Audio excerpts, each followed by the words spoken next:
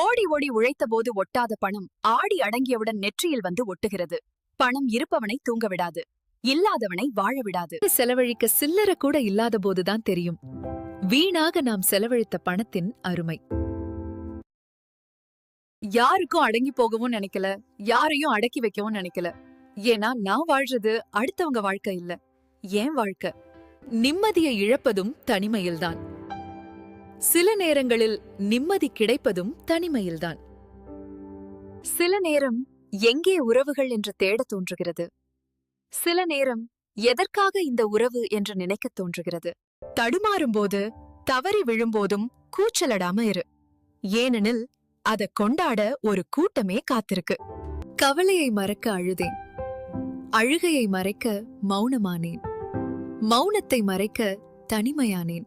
நடக்காது என தெரிந்தாலும், கிடைக்காது என புரிந்தாலும் மனம் எதிர்பார்ப்பதை மட்டும் நிறுத்துவதில்லை.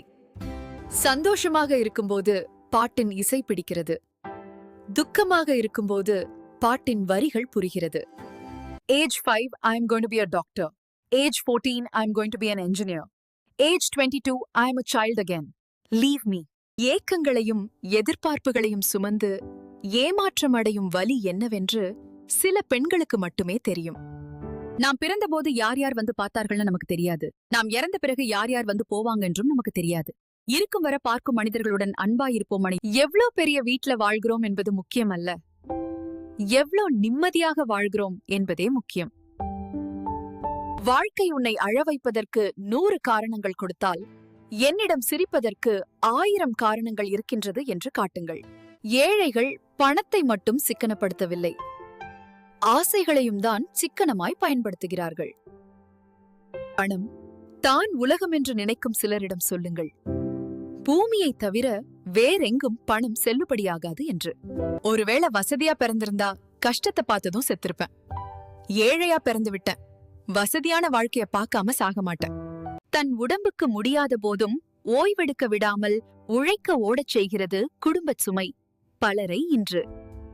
அழகுக்கும் நிறத்திற்கும் சம்பந்தமில்லை, எண்ணங்கள் தூய்மையானால் நீங்கள் ஒவ்வொருவரும் பேரழகே.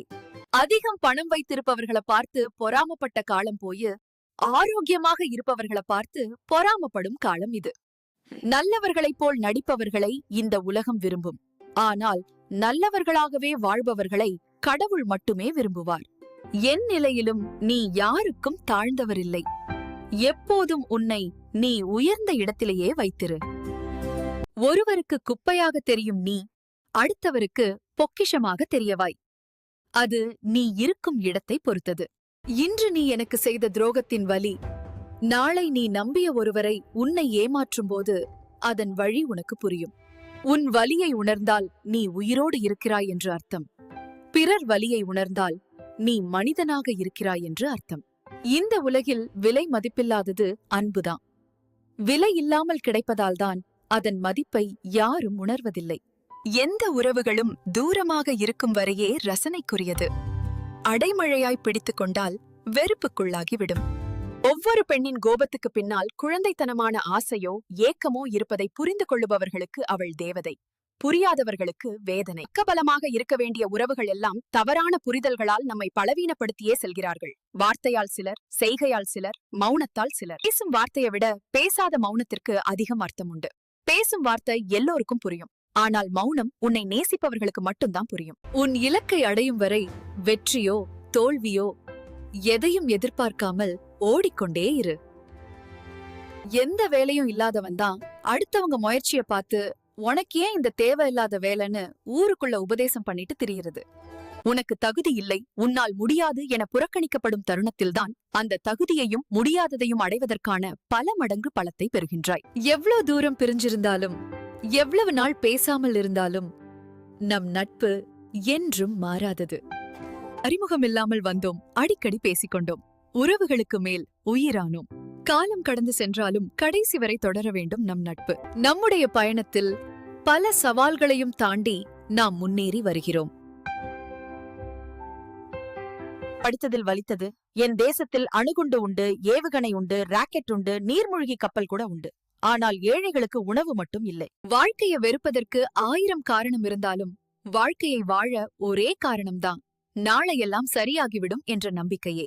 மனம் இருந்தால் வருவேன் என்றது காதல், பணம் இருந்தால் வருவேன் என்றது சொந்தம், எதுவும் வேண்டாம் நான் இருக்கிறேன் என்றது நட்பு.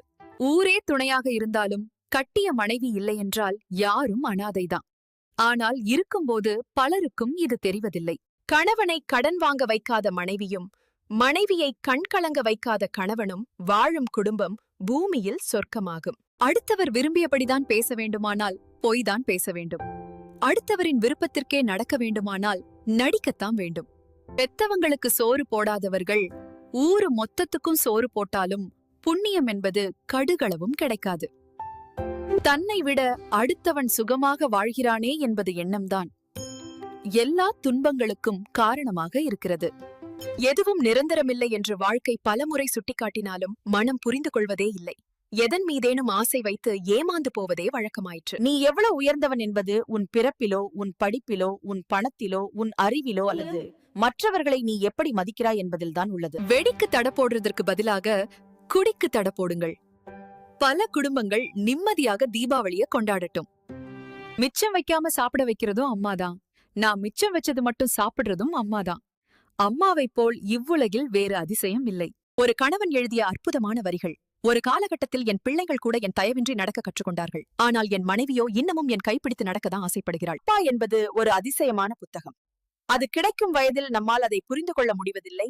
புரிந்து கொள்ள நினைக்கும் போது அது கிடைப்பதில்லை. நம்மை தவறாக புரிந்து கொண்டவர்களுக்கு நாம் செய்யும் அனைத்தும் தப்பாதான் தெரியும். நாம தான் அதை கண்டுக்காம கெத்தா வாழணும். அடுத்தவர்கள் உங்களுக்கு கொடுக்கும் விமர்சனங்கள் சரியானதாக இருப்பின் திருத்திவிட்டு நகருங்கள். தவறாக இருப்பின் சிரித்துவிட்டு நகருங்கள். உன் மனசாட்சி தூங்கிக் கொண்டு இருக்கிறது என்று நினைத்து தவறு செய்யாதே. அது மட்டும் விழித்துக் கொண்டால் பிறகு நீ தூங்க முடியாது. நம் இலக்குகளில் கவனம் இருந்தால் போதுமானது. கல்லெறிபவர்கள் கட்டாயம் ஒரு நாள் ஓய்ந்து விடுவார்கள்.